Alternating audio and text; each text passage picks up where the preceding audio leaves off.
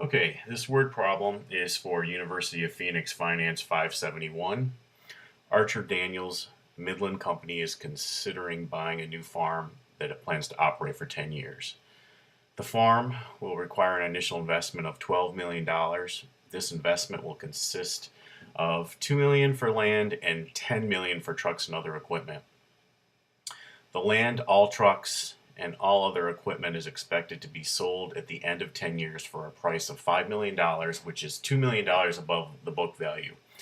The farm is expected to produce revenue of $2 million each year, and annual cash flow from operations will equal $1.8 million.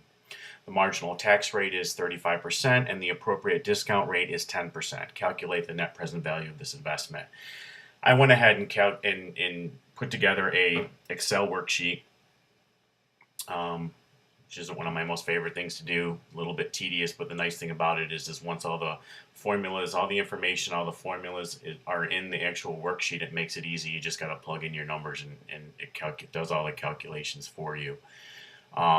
The word problem has a lot of verbiage and a lot of figures in it that I feel make it a lot more difficult than what it really is. Really what you need to concentrate on here is it already gives you what your annual cash flows are going to be, 1.8 million. You don't really have to figure that out. So when using the net present value formula, you're basically just taking your annual cash flows and you're dividing those annual cash flows by 1 plus the interest rate of 10% converted to a decimal, 0.10, raised to the appropriate power, whether it's year 1, year 2, year 3, all the way through year 10. And you can see over here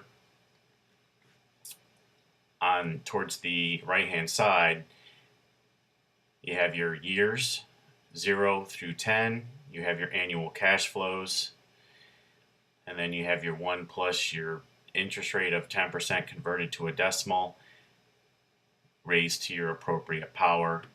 And when you calculate those out, it gives you your actual. It already calculates your actual cash flows per year.